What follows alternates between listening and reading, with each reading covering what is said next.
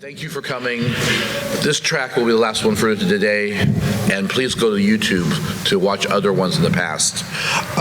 Most of the members here are members of what we call the meetup group DCVR, which is a two-chapter meetup group. One meets in DC, one meets in Northern Virginia. We're open to everyone, developers, users, producers, just people interested in wanting to learn, come by our meetings. We have one in February, for example. They were going to have a professor from George Mason University talk about VR and AI working together. The format of this is going to be question and answers. We're going to have questions generated by me. Most of them have not heard of them before. 2 questions generally. Have them answer the best of the ways they can, and then we'll open up the microphone to people out in the audience. Don't bother coming up here. Just repeat your question. I'll repeat it, and we'll have the guys answer it. We dragged one person up here just a few seconds ago. If you think you have something to add to the conversation, don't feel afraid to talk. There are experts in every area. No one is expert in everything. It's a full-time job just trying to keep track of nominal knowledge of this area because it's really been booming. Over and over again, people have been saying that 2020 will be the year of virtual reality. I think 2019 was the year where it really arrived. Now we're seeing the results of it arriving. So let me introduce myself. My name is Steve Sheets. I am a long-time software developer, programmer, designer, for all areas. I have done desktop, I have done mainframe, mostly in the Apple arena, Macintosh, iOS, but Android, Windows, and now virtual reality. Mostly for the Oculus devices, some augmented reality using iPhones. Now, why don't you guys each introduce yourselves down the line? My name's Jose. I'm the gaming expert. I work for Microsoft, so I do a lot of the gaming logistics. Can you guys hear me? Testing. All right. Yeah. So I do a lot of gaming logistics. I run tournaments, gaming events. I come to these kind of events. I'm a gaming expert for Microsoft, so I'm really in the gaming space, and virtual reality ties into that because there's a lot of cool games that you can play with virtual reality, mixed reality, and we also released a cool Minecraft realm, which is the augmented reality of Minecraft. So we'll talk more about that. We also did the talk earlier today about HoloLens 2. We can't get our hands on one. As soon as we're going to get our hands on one, we're going to have a meetup at the Tyson store to look at it. We have 2. What? Don't brag. John. My name is Jon Nelson. I'm president of Computation.com Incorporated, a small IT company here in Virginia, which we're not in, but I have, like Steve, a long history of development expertise, Macintosh, Unix, variety of languages, object-oriented programming. I just started getting into virtual reality and augmented reality about, what was it, like 3 or 4 years ago? 3 years? Yeah. About 3 years ago. And have been keeping track of it. I bought an Oculus Go a year ago. And it seems like more than that, but it's been a year now. I bought an Oculus Quest this past fall, and I've been developing on that. And I also have a Microsoft virtual reality headset, and I've played around with that and developed some prototypes for that. So I've been exploring the VR space and quite enjoying the results. It's a fascinating experience. My name is Jordan Higgins. I lead the immersive practice at an agency here in DC called U Group. We're an early Microsoft mixed reality agency partner. We developed for the HoloLens, for Magic Leap. We also have started working with the Oculus platforms and getting into actually more commercial applications, with some of the things that the Quest can do. One of the things spaces we work in is training and simulation, largely for the NFL and sort of professional level football teams. But then we're also adapting, the lessons that we've learned from that to other industries like the military, industrial settings, things like that. We also do a lot of work with data visualization and exploration. I think I've been working with virtual reality in one way or another since the 90s, since the early days of VRML. So, when I say that I'm very, very excited about this year and some of the things that have developed this year, it's been a long time coming. So. Yeah, Jordan and I did some notes about the early days of VR that we were both working on.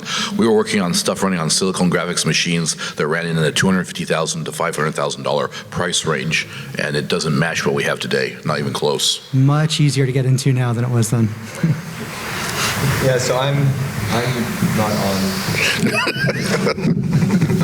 Sure. My voice is getting tired, but it's not that tired. All right, so I'm Michael Stauffer. I'm the developer and co-founder at Vismu, small gaming startup. We're developing Groove Catcher, which is a VR rhythm game in the rhythm game genre. We like to call it rhythm and flow to differentiate it. We have this whole musical groove element to it. I came to that project from my background as a computer scientist, but on the side, musician and dancer, and so I'm fusing it all together, and it's come together now because VR is so accessible. I can do the motion capture part of it so easily, and the immersion part, it's been beautiful. My day job, I do VR and software development. I have long time scientific and technical software development, just VR a couple years ago when I went back for a master's program. And it's just been really fun. And I can also remember, I think it was 26 years ago out in San Francisco, I played an early VR arcade where they had this like vector graphics VR headsets, and it was like $5 a minute or something, and I had like $5 in my pocket because I was a dirty, poor hippie, and I played it for 1 minute. I was like, this is great, but it's too kind of laggy, you know? And it's just ridiculous now what's come out. So it's a great time to be in it because it's still young generally, even it's gonna get bigger and bigger, we all believe. And so if you want to get into it, it's still early. Even though there's a lot out there, it's going into every field, has a use case for XR in general, AR, VR. And that's my day job, do data visualization at university and using Unity and VR, the same engines I build my game with. So it's a great overlap. So you can, if you're interested in gaming development, learn the tools, you can get work in it, doing XR stuff, and then you can do your stuff on the side. It's really great right now, and I feel like it's still early. You can still jump in. My name is Jeff Ronowitz, and I am not a developer, but I was on this panel last year, and they invited me back, mainly because my work with VR has been in the educational space primarily, so working in museums about 15 years. I was playing with the Google Cardboard, 360 photos, things like that, and now we're all the way up to, I've consulted on projects where we're creating content for primarily the Go, but hopefully the Oculus pretty soon. But really just, my kind of play in this is I've been helping a lot of different folks understand what this technology is, how they can use it, and really understand its capabilities in the educational space. So what I'm really excited about is that most of the stuff we talked about last year we were right about, and we'll probably be hopefully right about a lot of the stuff we talked about today. That kind of leads to my first question. It's been a year. What surprised you? Pleasantly surprised you? We'll get to failures in a few minutes. But what it has done in the past year was a surprise to you and you think was good for the industry? Jordan, go for it. So, the first thing that comes immediately to mind is the launch of the Oculus Quest, but I'm also going to put in a plug for WebXR. Was WebXR really, web-based approach to delivering immersive content through the browser. I think it hit the 1.0 spec, so it's an actual standard. We've seen so much more interest from real-world clients, people that were on the fence about getting into virtual and immersive reality, applications or experiences. When we talk about not needing an app, when we talk about being able to develop once and deploy, in multiple, formats, it's really opened up a whole new range of conversations that we just really give them a brief description what WebXR is. Tell them what WebXR, but some people don't know. Sure. So WebXR is a standard using just standard web technologies like JavaScript, HTML, CSS, things like that. It's libraries that support deploying virtual reality experiences that can be accessed on a phone, on a headset. Desktop. Started largely out of Mozilla. You can use the Firefox browser to go into VR mode, but it just basically means no app needed, accessed over the web. As long as the web browser supports the latest standards, they all work with it. Yeah. Okay, that was a good, interesting one. John, what do you think surprised? Well, I have to reiterate what Jordan said. The Oculus Quest is, I think, the game changer. The Oculus Go was good with its 3 degrees of freedom, but when you're using the Oculus Go, you're basically sitting in a drive-in movie. You're positioned in one place.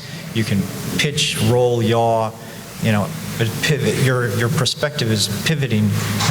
Your perspective is pivoting from one point of view, whereas the Oculus Quest uses 6 degrees of freedom. It adds the X, Y, and Z axes, lateral movement. Yeah, but we had other devices that did that. What made it so special, the Quest? Well, that's I'm reiterating what Jordan was saying, but it wasn't unanticipated. Okay. Others have done it, and it wasn't unanticipated, but it was such a game changer that it was a bit of a surprise.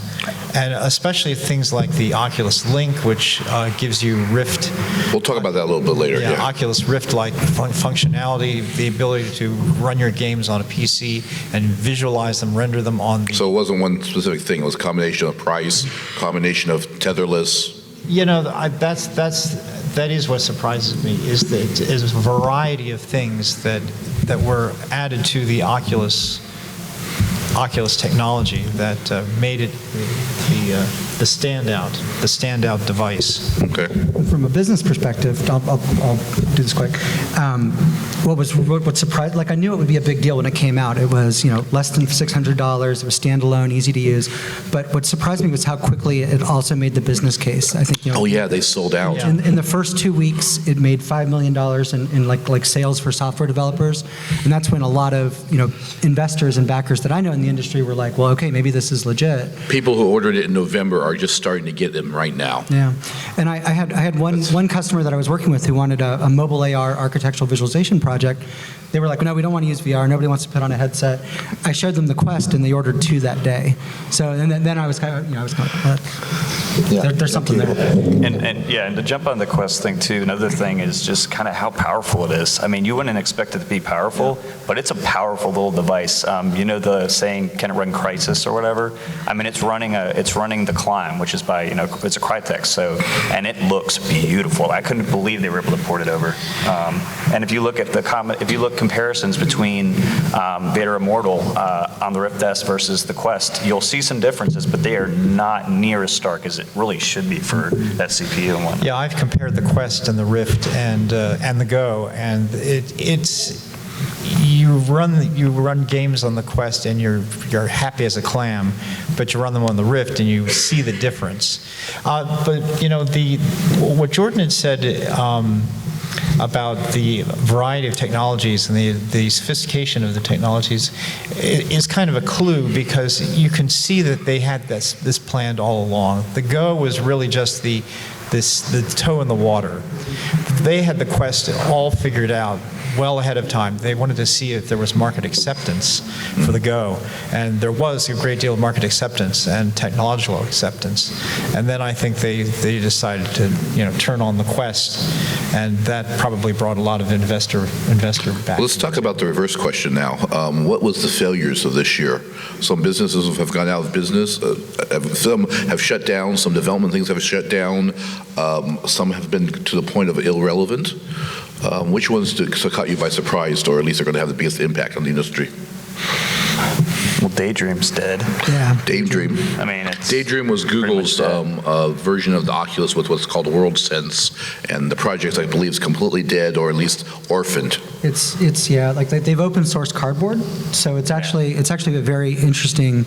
I could see a lot of college courses being built around working with that platform, but yeah, and the interesting thing was that the Quest was Android based, but now the word on the street is that Facebook is going to develop their own OS because they don't want to. I think that's the rumor. I don't know if I read that correctly, but yeah, it's that they don't want to be tied to Android. They can either confirm or deny that. So let's. Yeah. But it's interesting though that to see that it was, that Daydream. Went by the wayside, but then Android has powered the breakthrough device, I mean, Google leaves projects behind all the time, so it's not that surprising. It's just, it seemed a lot quicker than I was anticipating. It also seems a little not quite obsolete, but a little unnecessary now in some ways, because there's these alternatives that are more immersive, in some ways more full-fledged, although I haven't worked directly with Daydream. But it's not like any capability is missing now. Get the microphone. In the market. Good. There's no ability missing now that Daydream is gone. It's really, it's handled by other things. And in a way, Google pioneered, and then they're kind of like, all right, we're done with that. Let's go move on to the next thing. So it's not too surprising, I think. We have a couple companies who may not be out of business, but their reputations right now are so bad that most people aren't touching them. Magic Leap has gotten a lot of bad press. Pimax has gotten a lot of bad press, even though they're the highest resolution out there. They have, but I feel like that's unfair. I mean, these are companies that are like throwing the flagpole way down into the future and trying to, like I actually thought Microsoft, it had some very nice responses to Magic Leap, like, saying like, thanks for being out there and pushing the space forward, that, spatial computing is this long game that it's gonna take a while to see the industry use cases. And then they kind of quickly followed up with rolling out, Magic Leap's like their take on an industry platform and for more enterprise use cases. So I wouldn't count them out. I have to agree with Jordan. It's a nascent technology, and you're going to have a trail of wreckage in the early prototypes. Go up to the museum. At the MAGFest Museum, and you'll see the wreckage of years of computing. Virtual Boy. Companies that are no longer here. Virtual Boy was, when did it come out? 80s? So ahead of its time. No, I think it's earlier than that. Earlier than that? Yeah. And it's also the wreckage of companies that have gone under. Digital Equipment Corporation, I don't know if any of you remember DEC. DEC was a monster pioneer of the computing industry, and they got bought by Compaq, which got bought by HP, I think. Well, we can talk about AOL, but I'll start crying. I wanted to say something back to Magic Leap. I think what's happened to them in the press is that they had such incredible hype, which helped them raise gobs of money. About $1 billion. But everyone was expecting, everyone was expecting this unbelievable technology, and it really was like HoloLens 1.1 maybe, and now they are stumbling from that in the press, I think. But they have some tech, and if they refocus on industry, they came out with consumer stuff, which is just totally missed the price point. So I think they'll stick around. Yeah, they're trying consumer about $3,000, which is ridiculous for consumer. Yeah, it was a terrible idea. They also just lost their CFO and their CTO, which is really a hard thing to follow. That shows a definite development change. At this point, let's go to the audience. Does anyone have a specific question or an area they want to throw up here? Yes. I'm Bobby. I've been interested in VR since I found out that it had progressed beyond the virtual one. Sci-fi. Yeah. And so, but I'm a wannabe developer, and I'm a wannabe programmer, and the way that I think about technology, what it's done really well is computers were really good about making computers better. Programmers and developers have turned the internet into their own learning resource. Definitely. And I'm hoping that virtual reality and virtual reality developers can get to a point where you can use VR to make VR.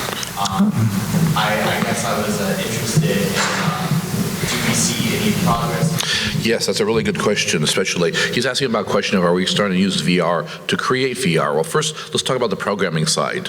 Obviously, we're talking about both the Unity editor and the Unreal Engine. Both have an editor to edit within mode. And the web. And in the web. JavaScript. It makes a real difference. If you put your glasses on, do something, take them off, it's really destructive. Who here has actually used the editor? I've done the Unity a little bit. Do you like it? Used what? We've done what, sorry? I've used the Unity editor built in. Yeah. I haven't tried the Unreal one. How do you like it? It's Unity, I think, tends to be people's most entryway. Like if you go to Oculus or any of these platforms documentation, they all start you with Unity. Yeah, lower barrier to entry with Unity to get started. Unreal you'll get more high-powered stuff in the end and more high-end visuals if you really want that, but you can do tons with Unity. Easier to get started. C# is just much easier to use than Unity. I mean, Unreal has C++, which is better under the hood, and if you know how to optimize that, but they have this weird macro system that is just hard to jump into. So start with Unity, and you had another question about that, sorry. Oh, you're asking about making VR in VR. I saw a project recently in AR that it's a whole design tool in AR. So it's not for building AR, but it's for building AR environments in AR. So you're just in AR, you have the goggles on, you grab stuff, you put it into space. You're an expert on this in a sense because your application, which does, following the music, you actually have an editor built into it. So you create the stuff within. Yeah, and we need to see more of that. Minecraft's coming out. Minecraft has a massive editor on the inside. Yeah, we have Minecraft Earth, which is another AR project that we have actually collaborated with Apple to put in their app store so you can actually integrate and use Minecraft capabilities, just like you were playing the game and see it come to life on your iPhone. So it's Minecraft Earth. And another thing I'd want to throw there. So my background's more in UX and design, and so actually I would say that when we got into this 3 years ago, it was very, very uncomfortable for me just because I was trying to prototype and build things inside of Unity. Now we do a lot of our prototyping and even 3D modeling at lower fidelity directly inside VR tools. Microsoft has an amazing tool called Maquette that you can get in the Steam tool or Steam store. And actually the developers who make it are very active in the Steam forum. So if there's What's the name of the product you're talking about? Huh? What's the name of it? Maquette. And it was an internal tool that Microsoft built to basically you can take primitives, shapes, and start to model them, and like basic 3D modeling, do colors, textures. You can import other 3D models. You can export from that directly into Unity, so you can use that as the basis for, and it's very good for designer developer workflows. And then there's other tools here like Gravity Sketch, Quill. We're seeing artists out there like for Tilt Brush who are doing some amazing art and sculpture, which then themselves are being used in VR games and apps. And all of these tools can export a scene graph or a descriptive graph of the scene. And Blocks, too. Blocks is really good. Yeah, Blocks, and it publishes to Google's Poly platform. I mean, the democratization of these tools is another game changer. Every bit like these things that used to be huge learning curves to create, a reasonably low, reasonably high quality, low fidelity, or low polygon count model. All these techniques and things to do, you can now do directly inside of a VR tool and then get that directly into your development environment. And if I can expand on that, one of the things that's facilitated that is the democratization of the internet and open source movement. Everybody is creating stuff now. It isn't just big companies, it isn't just prominent developers, it's everybody who has internet connection and a computer can now create and develop and upload and add to the corpus of programming. Also, I agree that Unity is the place to start, and I recommend getting the very latest copy of Unity, and if you want to program for the Oculus Quest, get version 12, the latest Oculus integration package. And the thing is about Unity is it's not really programming. You can program in C#, and that's fine. It's scripting. It's scripting, but it's working with something called property sheets. It's checkboxes and sliders in the interface, and you manipulate those and create the scene composed out of primitives. Yeah, and 2 years ago, you had to do that from the desktop with your glasses off. Now you can do it within the VR. Right. And Unity is a great place to learn concepts. What is a scene graph? What are the primitives? How do they interact? What is a collider? These things. It's very, very nicely laid out in Unity. Can I ask a beginner question, too, just while we got the experts up here? Yeah. 'Cause this is one that I struggled with when I first started working with Unity. Which version of Unity do you tell people to start with? Like when I sit down and I see the latest release version. Okay. The latest version. Always go with No, not the latest version, because then you can get Not the very alphas. latest. Get the latest release version. Yeah, get the latest Golden Master version. Don't get an alpha. Don't get an alpha. And Get the version that is supported that the tutorials you're working on are supported by. That's also Yeah, I think valid. they call it Yeah. the That's where it LTS, gets- the LTS version. Because there's a lot of jumbling sometimes when you look No, at tutorials. I very specifically did not write a question I did last year, which was, which is better, Unity or Unreal? Because that turned into a little bit of a religious argument. But, oh, yeah. Easily, we still agree that 90% of the apps out there are written with one or the other. We're starting to see more apps that are native, but most of them. But anyone who talks about this will agree Unity is where you should start, because better support and better learning curve. And then if you need the power, move to Unreal. Was that a fair assessment? I think so, yeah. Hey, Steve, can I ask a question real quick? How many people have done virtual reality, have used virtual Good reality in here, right? Oh, yeah. How many people have used the Quest in the room? That. Wow. See? Yeah. I'm telling you, you got to try that thing out. You got to try that thing out. It just keeps coming back to the Quest again and again and again. Yeah. They got so many things right. It's so seamless. Well, It's so let's talk about one very specific one. After the Quest was released, and everyone's wowed by it, they did something that surprised everyone, and they came out with the Oculus Link, which allows you to plug your high-end PC graphics card into the device. So it's tethered, it's no longer untethered, but you have the power of the CPU, and they claim, because it's brand new, they'll be able to run stuff that could only be run on high-end VRs. Do you feel that's a game changer, and do you think other people are going to implement it? And if you can do that, why do you need a high-end VR system? I can address the latter, but maybe other people want to address the former. Yeah, well, I would say, well, I was going to address the latter too. Formers, anybody? Go- Well, I don't know if anyone's going to follow that, but it seems like that the flexibility, the important flexibility that the Link gives you is that the Quest gives you beautiful portability. No cables, you can play it outside, take it to your friend's house, set up in 10 seconds. Don't play it outside. Yeah, don't. On a cloudy. Okay. Well, When it's big actively shade tree. turned on, the cameras get damaged by the sun. Yeah. Don't do this Oh, at I home. see what you're saying, yeah. Yeah. Play it on, in my porch outside. Okay, so the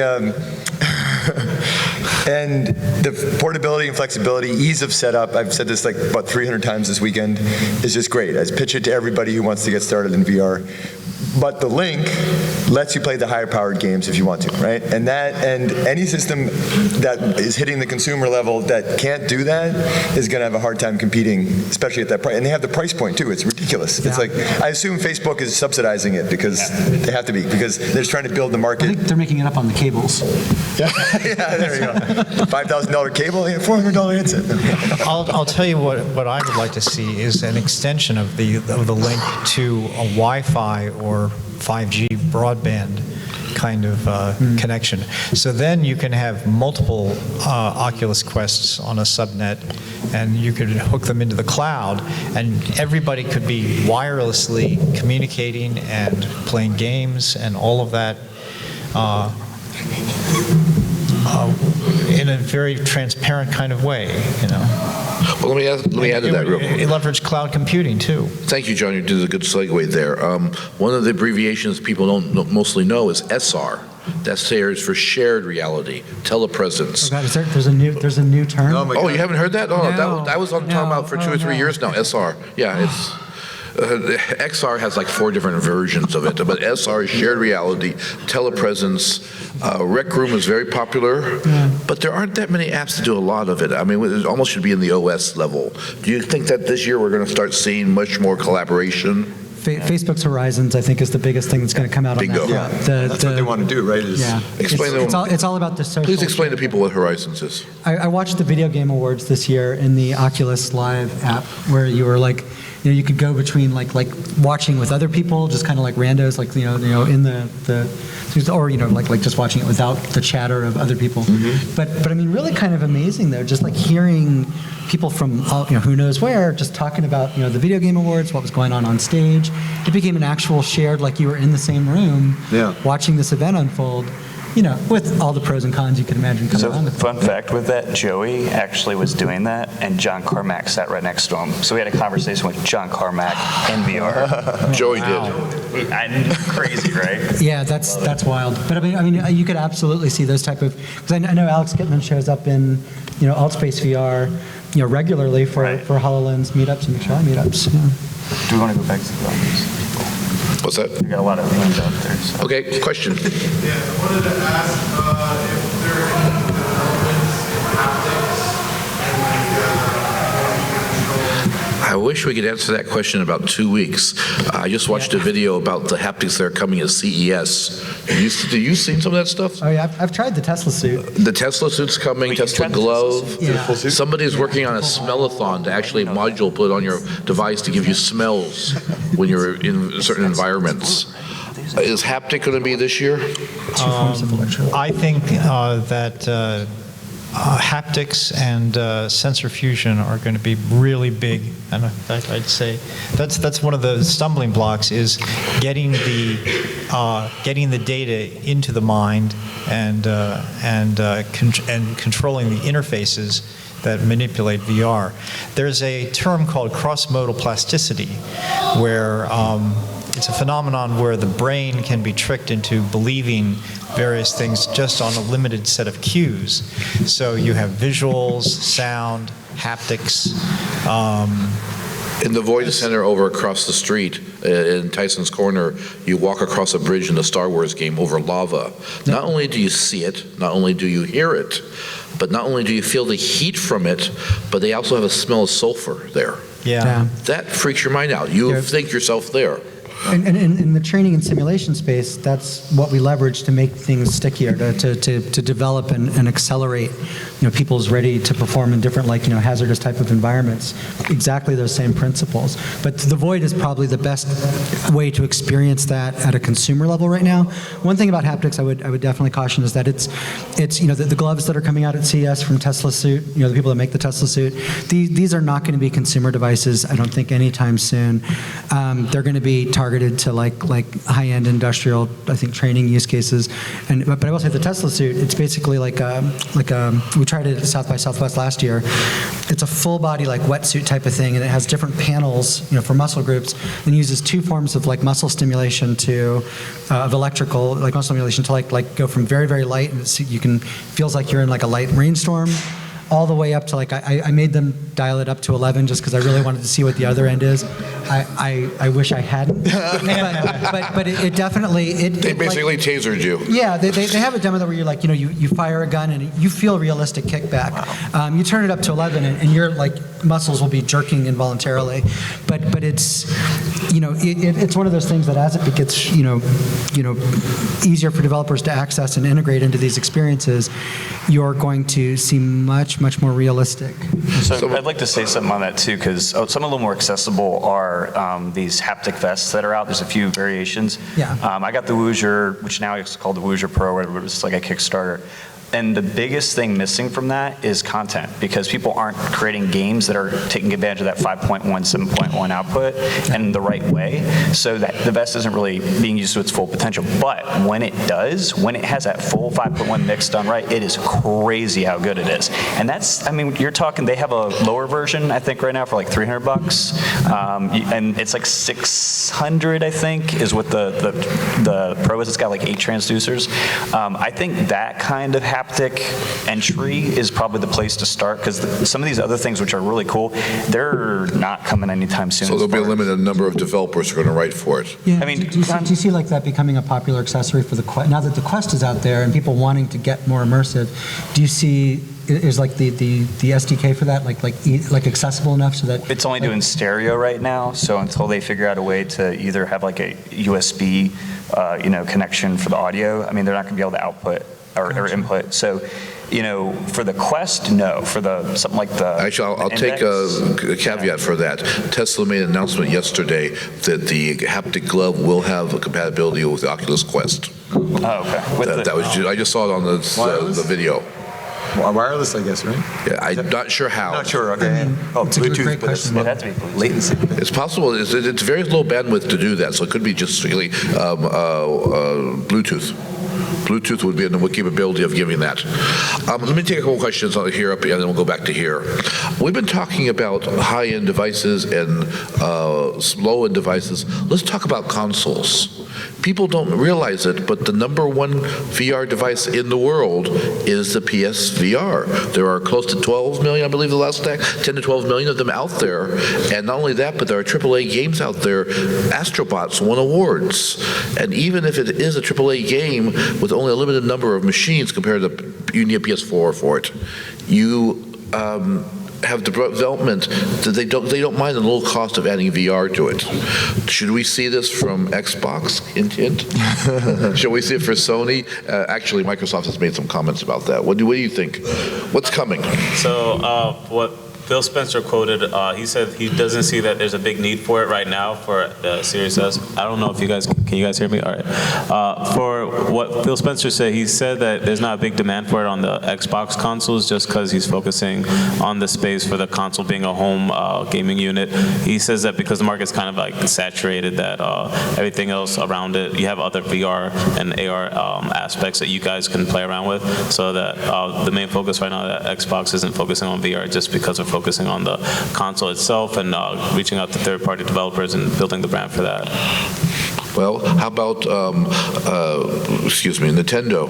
Nintendo has kind of an AR in their Nintendo Labs Switch list. What's it called? Yeah, with Labo. The Labo, Have you used that thing, man? It's not. Oh, I have not touched that thing, no. The PSVR isn't in danger from it, but it's a different audience. It's more like tactile and I think like family focused, and it's more like arts and crafts than it is. An inexpensive add-on. Yeah. Do you expect to see Cardboard either plus. hardware from the company or hardware from a third-party product that has compatibility with any of the three platforms I just talked about? You know what I think? I think you watch what happens with Half-Life, because that's a big undertaking. What's that? To commit to that, the new Half-Life that's coming out. Yes. Yeah, right? Not Half-Life 3. I thought I had the exact same reaction. I was like, finally Half-Life 3, and then they're like, no, it's going to be like halfway between 1 and 2, and I was like, God. But that's a major commitment. Yeah, but it's also, you're having the one genre which is the most likely to make the user sick due to motion overload. Yeah. But nausea is a big thing in VR. But that is a gamer game right there. Yeah. Exactly. That- So the hardcore the gamers are Valve waiting sold for out. that. Yeah, the hardcore gamers, I think, are waiting for that reason to get VR. What do you guys think? Do you think that's a pretty cool game? Anyone here compelled by Half-Life Alex to go get a VR headset? There are a few. Yeah. I'm pretty Again, yeah. Granted, we're not the average consumers in here, but I see your point. Well, speaking to that, actually, so, PSVR has the most headsets out there, but I was interested this weekend, so last MAGFest was our first year with Groovecatcher here, and there were a handful of people with VR because they were trying to sign up alpha testers, and I can't remember the numbers, but it really felt like a handful. This year, just tons more, right? So I was expecting more, but like even more than I expected, which is great, of course, for us and the whole industry. And I was signing up like every third person, maybe. We see like 200 people a day. I was signing up maybe every third or fourth person as an alpha tester. But most of them, I'd say at least 75%, maybe 80, are anything but PSVR. Right. So so this gaming community here is somehow different than the PlayStation gaming community, Well, right? PS5 is coming out shortly, and will that change anything? I hope they update the PSVR, because compared to the stats of every other VR device out there, it's woeful. 900 pixels, it's frame rate. But if you have it, that's one thing. If you use it, that's another. Because I've never used VR as much as I have since I've had the Quest. And I had the Vive and the Rift. Right. Better tracking, all that kind of fun stuff. I've never used VR more than I've used the Quest. It's completely changed the way I use the content. I haven't booted up my PSVR since getting the Quest. Exactly. And it makes me wonder, actually, if, and between that and stuff like I know Stadia, the streaming service that Google did, and I think Microsoft has their streaming service in beta now. But it makes me wonder, though, if this need of tethering and cables and complicated setup with console VR, I wonder if that's already on the way out. And if the next generation of devices like the Quest are going to be more performant, more focused on streaming content from, faster internet connection. He's talking about the not having the need for having lighthouses up in the corner of your room and just being able to do it anywhere with your device, no matter what it is, whether it's a Quest or what's the other product that does it, the Cosmos, thank you. Yeah, or not even needing a console anymore. Yeah, Like, I because- think even the idea of a console, maybe even, like. It uses cameras to sense where you are in the room. Yeah, sort of backward. There's a dual-edged sword here. Well, not a dual-edged sword, but there's another face of the coin to Get your metaphors right. yeah, better to sensory input, and that is instrumentation. How do you control all of this stuff? I mean, the visuals and the haptic feedback and all that stuff is fine, but what kind of instrumentation are you going to use? Now, a 6 degrees of freedom device doesn't need instrumentation because it tracks you as you walk around in a room, nominally. But, It is difficult to write an app that's both 3 degrees and 6 degrees. It does well in both. and does well both. Or if you have a particular genre like Beat Saber, where you only need a limited, in fact, you're only allowed a limited amount of room to navigate, but it's important that you be able to navigate in 6 degrees. But I'm thinking that instrumentation, I mean, if you play with a Switch and you play Mario Kart, you don't use the Joy-Cons. You're crazy. I certainly can't play that game, with Joy-Cons. But if you mount the Joy-Cons in a steering wheel and use a steering wheel as it's supposed to be used, then you have a very natural way of interacting with the device. Okay, let's talk about interacting with the device. One of the things that came out this year that surprised everyone was gestures, being able to have hand tracking. Since your device has a camera, it can actually know your position of your hands. And you can also have gestures, close or tap. I personally don't think that was very successful, but positioning works out fantastic. Is that going to replace controllers, or do you expect it to be side by side, and is it going to get better?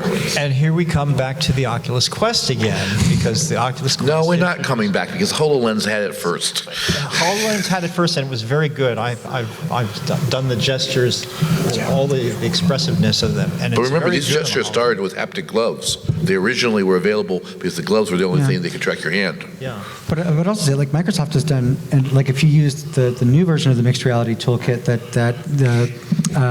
think it was Julia Schwartz, or, the designer at Microsoft who led the 2.0 version of the HoloLens interactions, it feels like you're interacting with digital content, like being able to pick up a hologram and rotate it, or to pinch and zoom and stuff like that. It's light years ahead, and I think Mixed Reality Toolkit, they even have it running inside the Quest now, so that you can use these same interactions with virtual objects the same way that you would with holograms in sort of a mixed reality environment. They have some wonderful YouTube videos of that online if you guys want to see It's the this. Minority Report problem, though, Yes, right? it is. Like it's like it looks good on screen, but for precision work, you really need or at least at this point, physical controller is almost always going to be more precise. Did you see, I'm trying to remember who it was, but they came out with a pen that's like $800 or something like that because of that demand for precision. Yeah, You don't I try haven't that? tried it yet, but I've Yeah. seen the reviews of it. 3D pen somehow. I can't remember how it works. It probably works with the Steam VR. Yeah. Yeah, so it lets somehow give very precise drawing. I guess you might use it in Quill or Tilt Brush or something like that, or in any kind of a design tool, design program. Yeah, just mark it, like if you're working collaboratively on a 3D model of something, you can really. Yeah. So are you saying that you're expecting the gesture and hand controls to work hand in hand with controllers? Yeah. Neither one will replace the other. No, they're not going to replace. Yeah, it's going to be like you're always going to be limited in gesture analysis by occlusion, for example, unless you set up external cameras, but then you have external cameras and you don't want those. Yeah. So some combination. Some things are going to lend themselves like casual, let's see, social VR. If you can just use your hand gestures, that's great. But you want to play a game or a tool, or you need precision. You want haptic feedback, but it's not a $1,000 glove in the near term. You want that. Like, I don't want to play my game without haptic feedback because people love that. And also ergonomically, not having that haptic feedback is very exhausting. They actually have wrists that vibrate. They're trying to do rings and other type of things that will give you the vibration back for gloved. Do you think that's a possibility? Well, so here's the thing. Just so everybody knows out there, if you're not familiar, this hand tracking we're talking about was like just like a, hey guys, here you go. Like it was like a software update, and it's super alpha. 3 weeks ago. Yeah. So I mean, we don't even know what it can do yet. Oh, it just came John's out. programming it already. It's a very simple in Unity. It's one pull down. You switch from controllers to hands. or hands-in controllers in one of the property sheets, and compile and run, and it all just works. So And so just tagging onto that though, like this was using existing hardware that wasn't specifically designed for this feature. The next gen headset will be designed to incorporate this in a more efficient way. And that's why I think they had all this planned. I think in the boardroom they had all this. And interesting, to get back to the question you asked earlier about companies that, one thing that I didn't expect was a company that pioneered this sort of hand gesture recognition, Leap Motion, Yes. got acquired, right? Like Yes. they really, they were the people that, they've been out for, what, 8 years? Like very early I days. think their problem was always not technical, it was always business. Yeah. They had some problems with their business model. Yeah, Leap Motion was a little device about this big. You put it over your keyboard, and it could track your hands, including your fingers, to a very precise level. Some people mounted them on the front of your device, and it could feel your hands. No one used it as official product. Right. It was always a do-it-yourself hack. And who bought Leap Motion? Who bought them? Yes, you're going to jump in and about something, or No, I bought Leap Motion. you bought one? About the company. He bought How it. do you like it? It was very affordable. The problem I've had with it is that it's tracking the thumbs rather than the index fingers, and then it goes and offsets everything. It's meant for size medium hands, not size 3XL. That's interesting. It was originally designed to be on right next to your keyboard, so it was designed to project up, and you went over the field. Having it right here has some issues. I was asking so everybody out there knows who bought Leap Motion though. Like, So you guys were talking about XR earlier. Shared reality. Is that, would that or Oculus. move into the idea of a VR arcade or something like that, where in the future, since not everyone has these higher-end PCs to run all these stuff, come back and VR arcade. What do you guys think about VR arcades? Big time. Some of the expos I go to, that half the people there. On the one hand, we have The Void, $40 for a half-hour adventure. They don't call them movies, they don't call them games, they're adventures. On the low end are VR systems in your dollar arcades, which have problems with keeping them clean. And most arcades don't want to put them in for that reason. It's going to be more like The Void. These are going to be large scale. It's going to have to be something that's better and more immersive than what you can do at home. Yeah. So with like The Void, they have a whole labyrinth set up that is easily configured to map what you're seeing inside the experience. You've got, your friends in there with you. It's these epic stories that you're at the center of. I kind of compare The Void to like Vader Immortal, right? Like they're both great gameplay experiences. Done by the same group. Yeah, they're both done by like IXLM or ILXM. I can never get it right, but I mean, one-to-one Skywalker gameplay Ranch. versus multi-user, and at a level of immersion with the sensory aspects that you're talking about, the physical props in the environment that you wouldn't really have at home. But I think you're going to see more like that. I don't think you're going to see like the consumer, like most VR arcades now are consumer devices that have been set up to be shared, and they generally just kind of feel. Look at the machines we have downstairs. So the more popular ones are the things doing drums or other stuff that you can't do at your home because your console has replaced your arcade machine. I think VR may be the same way. Yeah.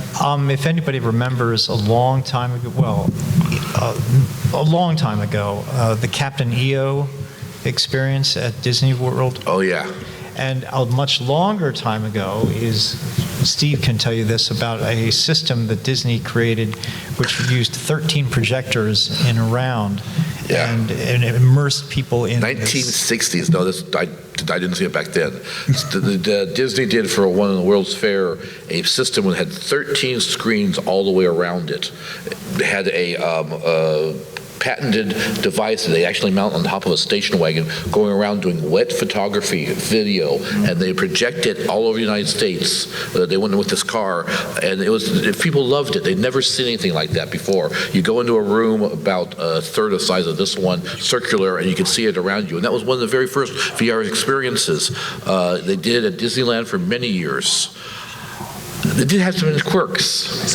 The first 2 or 3 years they put it out there were people just walk in the middle. It was like a planetarium. They didn't have any rails. And then they did a film which was on the 707 doing a barrel roll. and people fell over. And the next year they put railings for everyone to hold on to. That was the first instance. I saw it about 6 months ago. They have the prototype at a museum in California. It's hanging from the wall. It's one of the first, I'd say, true VR devices. So thank you for bringing that up. It's a great... have that in the Canada experience inside of Epcot. Really? That's... There's a Canada video. I haven't been to Epcot for a few years. I believe they made 3 movies. That's all they ever made, but they're quite impressive considering what they did for the time frame. Your Google cars that go around idea was based on what Disney did. So aside from the liability issues, this kind of large-scale VR experience just screams Disney. Yeah. I can't imagine that they haven't overlooked the potential that the Void brings on the small scale. I mean, they're developing all the content there through their Lucas. Yeah, they know what they're doing. Oh, that's true. Yeah. By the way, if you want So to... you got like the Avengers, Jumanji, like Shrek, Yeah.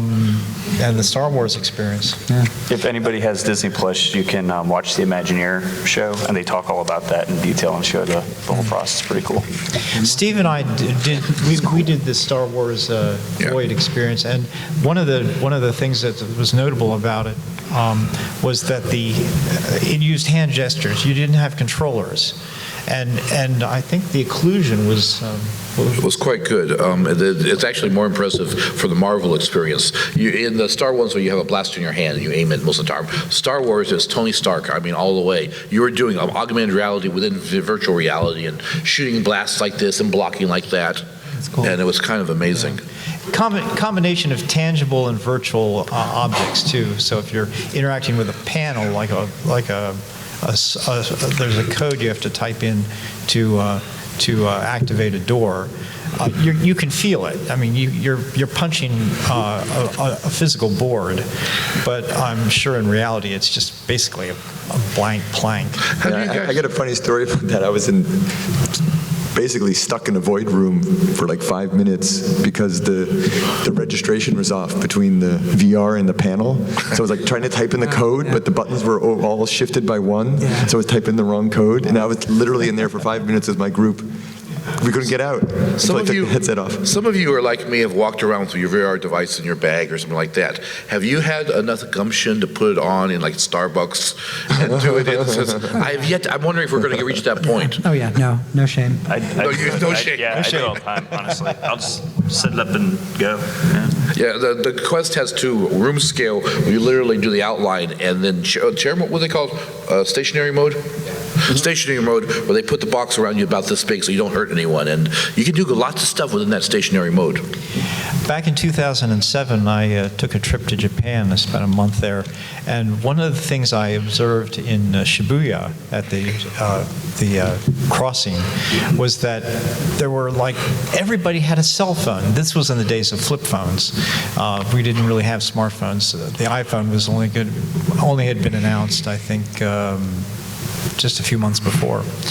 But everybody had these flip phones, and I counted at the Shibuya crossing how many people were using cell phones and had their noses buried in them. And it was like 1 out of 4 people were buried in their cell phones. And so, it may be that virtual reality devices, particularly, if they become lighter weight and smaller and better technology, may become as ubiquitous as the cell phone. VR or AR devices? Because I'm not sure VR will separate you from safety issues. AR, yes. That's a good point. In my dictionary, VR is where you get run over by the bus. AR is where you don't. Where you catch just the ever bus. getting to like a point of convergence where I know that the Microsoft vision is to a reality scale from real world to fully immersive. Do you ever see these devices kind of like there's a new, so we're talking about the future of this stuff. There's a company called Varjo that has a human eye resolution augmented reality headset that actually overlays digital content into the real world, and the latency on it is so good that Volvo's using it to prototype interfaces in cars, and real drivers are driving it on real roads. Apple didn't buy that company, but they bought a company that had very similar technology for exactly that idea. Yeah. They want to have a good enough AR glasses to be VR. I've looked at the specs and the requirements for that. Yeah. I don't think 2020 we're going to get. Maybe 2021 or 22. But to actually have something good now, some people get around it by having complete coverage, but having cameras here, Yeah. so you can project inside that. Yeah. We might get that. But do you think it's more next few years versus like 10 years down the road? Next few years. Next year's AR will probably be HoloLens quality, where it looks like a Jedi Ghost Yeah. over it, which is good for certain things. Yeah. But if you get complete immersion of VR and AR, not next year.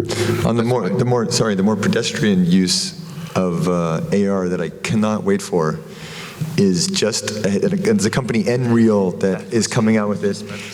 Glasses, they're lightweight. They're about, I think they're targeting maybe $400 or $500. They plug into your laptop or your phone. They're basically an external display that's just boom right there. So that I can work. So I can work on my laptop without getting a crick in my neck. That I cannot wait for it. It's going to be great. Also, I mean, that was there's some Magic Leap. That's what I was going to say. They stole basically some of the well, that's what they're saying. Yeah, there's controversy. Now you know what we argue about over dinner at night. We talk about these issues. There's a question over here. Well, Let me do one thing, and I'll come in next, okay? We started talking about China. We've been very careful in our talks to talk about the U.S. market.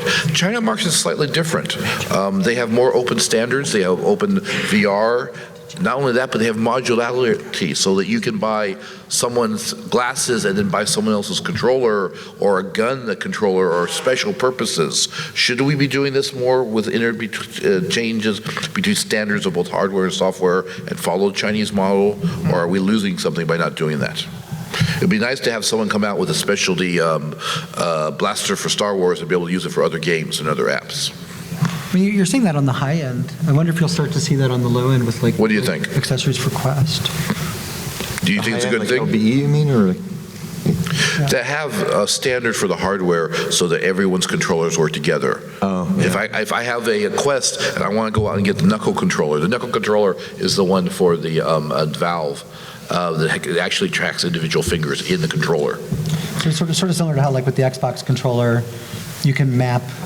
You can map other it things to the keyboard or mouse in games. Right. Standards inside that environment, but you're talking like across the board. Right, which China pretty much does because everyone's following the I believe it's called the Open VR standard. Yeah, Open VR, Steam VR. Right. I think Oculus already kind of touched on it though, and they're definitely the lead. They're trying to be or if they aren't the leaders already, because they basically are creating their devices around the ability for games to be able to move to these future devices. They specifically stated that they had all these different things they can do, but they chose not to do because they want to make sure that content developers are able to create content that will scale as these products continue. They don't want it to be. But the hardware developers want you to buy their products, so they don't usually make compatibility. But that's what I'm saying. Why does Oculus need that? They don't need that. Facebook wants to control all of this. They want all the data. They want everything. Right. There's really no reason for them to play nice if they don't have to. Will they? That's a good question. I don't know. Microsoft has gotten better at that. They used to be the notorious one not to do it, but they have gotten much better fast in the old days. You had a question over here. Yes, just when AR comes to the consumer market, a little bit of a joke, but can I bring it to you to install ad blocker? And how do you see that? Would you see subsidies in consumer AR if they could project ads into your AR device? Oh boy, that's a good question. Oh yeah, that's going to happen. It happens everywhere. Why not in AR? That was going to be my follow-up question, last question. Everyone's saying this is the year of VR. Do you think next year will be the year of AR or not? Or You mean on a consumer level? Yeah. Absolutely. On a consumer level. Yeah. Oh, well, like phone AR. Yeah. I mean, yeah, you've got the current generation of and most recent generation of iOS and AR core capable devices out there. Like, it's a viable platform, and you're seeing a lot of really cool brand engagements. You're also seeing a lot of really cool uses of like WebXR to do, I'm thinking like, the Into the Spider-Verse and Jumanji, and there's a company called Eighth Wall out there in particular that's kind of become a big platform for deploying augmented reality consumer experiences that are 100% geared towards phones. ARKit is the toolkit on the iOS that does the same thing as AR Core on the Android machine. The iOS version came out first and is arguably a little more better because they have a little bit of leaping on it, but they're very functionally almost identical. And then you also look at like the Spark AR platform, which is it's a tool for creating augmented reality filters and effects for Instagram and Facebook, and then Snap has the Lens Studio. There's been an explosion of that in the past few months in particular with capabilities and people and But brands. not an like explosion of apps that are popular. I don't know. I think you're seeing some really interesting numbers. I think that are proving out that it's worth doing now that I think it's more attainable to create the experience. I think it's becoming less of like a fantastic novelty now, and it's just kind of an expectation. Like Amazon, IKEA, they're still kind of, but they work well. Like before they were kind of these, really hit and miss products, but by and large, if you have a modern day device, it's going to work. And we weren't really there until very recently where you can depend on a lot of the content. We're still a long way to go. You can now depend on content to work. So making the investment in that. And we're getting content. Now that we have cameras like this, which I think the battery died. Number one thing that surprised me, was that QR codes have become useful again. Yes. To identify where you are. Well, no, not just that. To deploy a web XR experience, your camera now instantly recognizes and opens can link to a website, and that's where wherever you're hosting your web XR content, using postcards, using posters, using anything. Just, the only instruction you have to give someone is to point your camera here and then click when the URL comes up, and then you've got them into an immersive AR, VR experience. So QR codes becoming useful, biggest surprise of the year. That I had to nail it down. I think we're coming out toward the end of the talk, so let me wrap up with one more question, okay? The killer app. The killer app on the platform is usually the one that defines it for the future. Arguably, the Macintosh's killer app was desktop publishing. The PC's killer app was probably spreadsheets. Generally, killer apps are not games. They're something that you can only do in that environment, nowhere else. And everyone said, how can we live without this? Will we still a killer app this year? And any guesses what that might be? Well, I would say in the medical space, I would say AR-assisted surgery, like in terms of that, because it is serious what they're doing already. You can visualize a tumor in the body, start to make your cuts like that, and the surgeons that I've seen talking about this, even if it's still a half-inch off, it's so much better than what they can do now that they love it. Johns Hopkins did an experiment, which they're still using, where they actually 3D printed out organs inside someone and had the doctor cut it open because that gave them an idea of where everything was. Because using scanners and MRs, they could know it and they could visually express it. It's faster to use VR. And they're starting to approve stuff. And training too. Oh, yeah. So your insides are actually different. Training is where I would say. And generally training, you're right. Medical, industrial, everything, training. Training and simulation, like you're going to, the tools to create training content and manage it across an enterprise is going to show that return on investment of investing in it as a medium. The accelerated outcomes, the reduction in errors. If I had to pick one killer app, I would probably say Microsoft's Dynamics 365 platform. Their guides as a, think PowerPoint, but for mixed reality training. That I think is going to be I think now that the HoloLens 2 is out and orders are starting to get filled, that's going to, I think you're going to see a lot of adoption on that. Sean, what do you think for killer app? Well, I'm not sure this is going to appear. In fact, I'm pretty sure it won't appear soon, but cloud VR. Once you've untethered people and lightened the load, then they can go to Starbucks and explore the virtual world. Oh, so you mean where you actually have everything is in the virtual world, is like physical world's in the VR world too? Right. Shared reality. Yeah. Cyberspace. Yeah, cyberspace, basically. It's silly, but go out and watch the movie Wreck-It. Shell series. Wreck-It Ralph Breaks the Internet has a vision of cyberspace, which is right out of Shadowrun. Just a note on what Jordan is talking about education and training. It's like the difference between strategy and tactics. With strategy, you understand the problem and know where you're going before you even attack the problem. Tactics is when you are attacking the problem. And I think shifting things over to strategy with training will be a big win. Jeff, what do you think is the killer app? I mean, I agree with Jordan. I think the value of the data, just the value of the data you're going to get from these training experiences can't be matched. You can't get that kind of feedback. You can't give that kind of instruction for a lot of these scenarios without this particular thing. So if you're talking about killer app, something you can do that you can't do any other way, it's training, it's education, as we learn how to use it the right way. And that's the thing we don't have fully yet, but we're definitely making great strides, and Jordan's obviously involved in that in a pretty...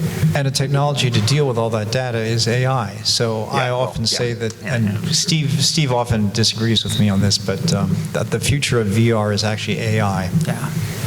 I don't disagree with that. This idea of like edge computing. Oh, I'm sorry, I didn't know. I said, I don't disagree with you. What I say is we need more than just AI. We need user interfaces to display the data, because most people can't look at 6 degrees of data, 6-dimensional data, let alone 60. And AI is very good at those type of problems. But I think, like, to build on that too, like this idea of edge computing of these devices that are out there that sometimes need to work autonomously without access to the cloud, that have to use learned models and things to make decisions, like self-driving cars, or I think remote wildlife cameras is another fun one. But things that these devices that often have to do very advanced computer vision or and make decisions or recommendations without access to the cloud, but then can sync up and work and complement each other. It's going to be very powerful. Jose, what's your thinking for killer app? Do you see a business app or a consumer app out there that we really need? I mean, I agree with what you said about Dynamics 365. That's definitely going to be another platform. Sorry. I agree with what Dynamics 365. That's going to be another killer app just because of how they're integrating it with the HoloLens 2. It's already a business software that you can buy through Microsoft, and they always continue to build on top of that and mixing that with Teams and all the other platforms that Microsoft have. So that's going to be another killer app I'm going to definitely see in the foreseeable future. They're not going to kick us out here, so I'm going to ask a couple quick questions, and these are not ones to be intended for long thing. What resource do you use to keep up to date on VR? I use the DCVR meetup. Thank you.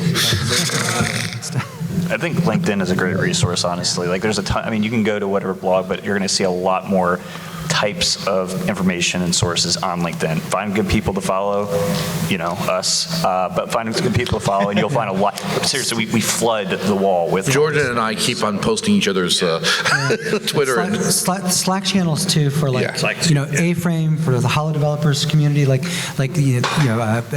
name it. There's communities out there that are very engaged and still very small. I get a lot of my data off of YouTube because there are some really good YouTube channels that get, and VR is so visual. It's hard to get it from a Twitter.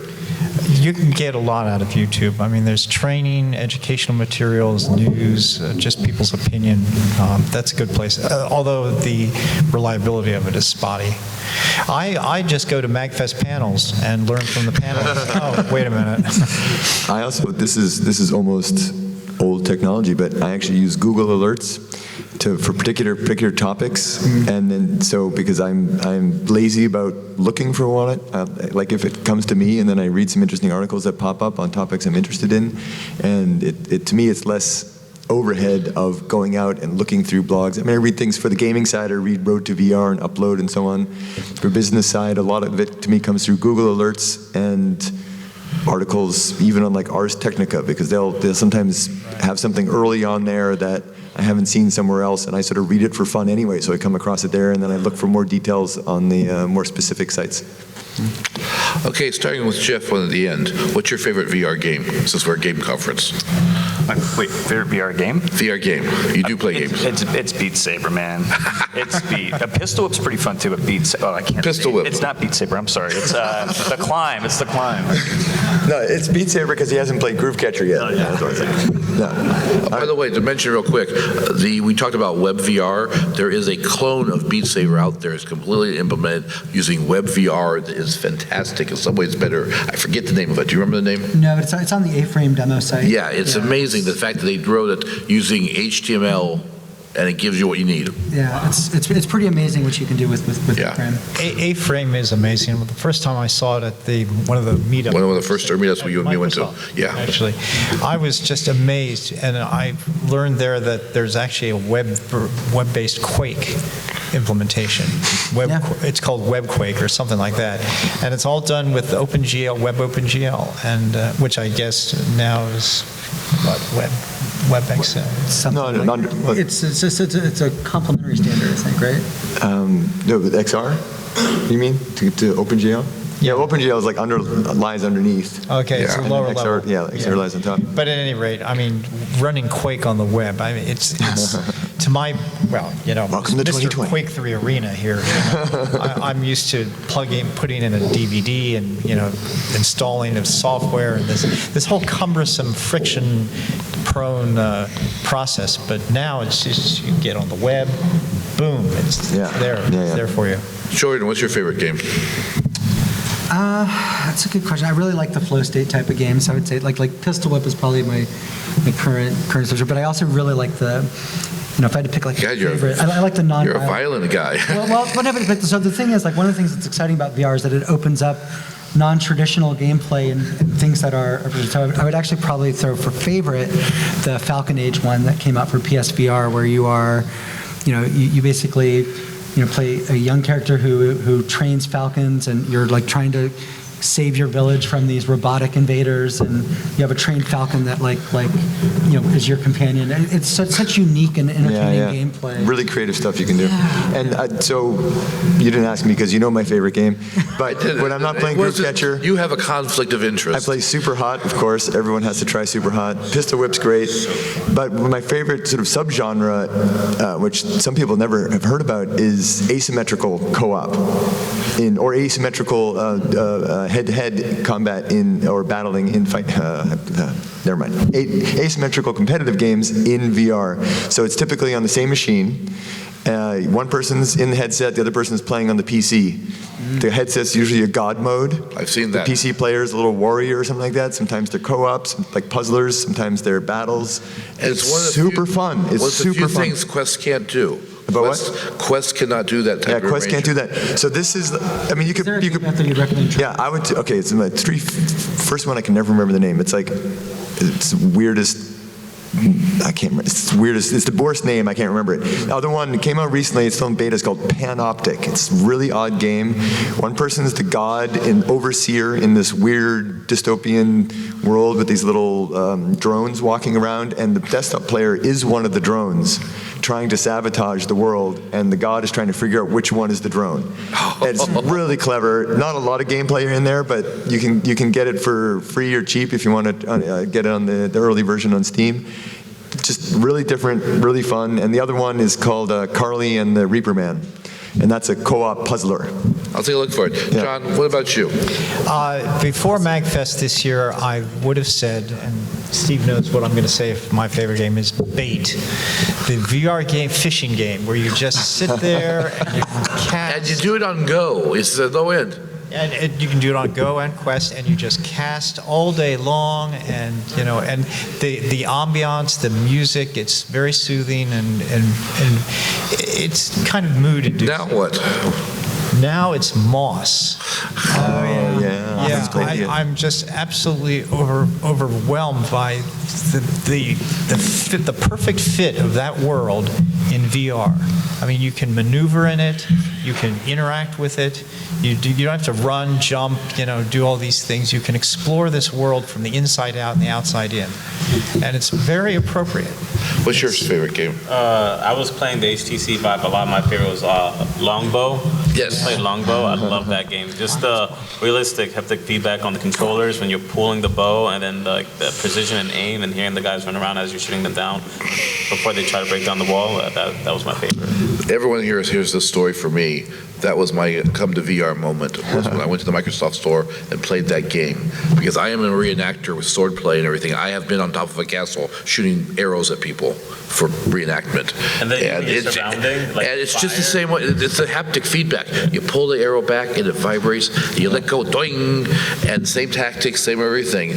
My favorite version, because I'm mostly on the Quest now, is this Elven Assassin, which is the exact same game, but improved. You're fighting orcs, you're fighting giants. First time I shot a drake out of the sky, wow, I killed a drake, and I got munched by a dragon. I've yet to kill the dragon. One of these days I will kill that dragon. But I think that's a kind of cool game. Beat Saber has the same sort of haptics where you, if you cross the swords, the laser swords, you can feel them vibrating. And you almost can't even move them past. Elven Assassin has a cool user interface for teleportation. A lot of games don't have you walk because a motion like that can make you nauseous. So what you literally do is you teleport from one place to another. They have teleportation between the different archery points by shooting your arrow at the other point. You shoot it there, and if you hit it, you're there. That's how you jump from back to back. It's a cool interface. Well, I think that's it. We will be here afterwards. Please come up and you have any questions. One quick thing, since we're talking about haptics. If you're developing VR, pay attention to haptics. I get a lot of feedback about the haptics in my game. I've paid some attention to it. It's not really that sophisticated, but I've paid attention to it where it needs it. And you hear that from other games and in playing games when the haptics are right. I was playing another VR demo downstairs, and there's no haptics. There was haptics on your game. I know. I was playing a whack-a-mole game in VR, and there were no haptics, and it just made no sense. It's getting out of that mindset of like thinking spatially. And the other thing to always think about is sound. That's true. Not enough games have good sound in the sense of directional sound. It really adds an aspect to the game. Unity supports spatialized sound, and sound is absolutely important. You do not, unless you're a game like yours, which is absolutely appropriate. Most games do not need background sounds. They need background noise, and they need directional noise, or brook that you walk by, or a clock ticking, or a jukebox that's plays sound. Do not put sound in there that's everywhere. People don't go through life with a soundtrack. Sometimes I wish I did. Well, thank you, gentlemen, for coming up here. I've enjoyed this talk, and I hope you've enjoyed it too.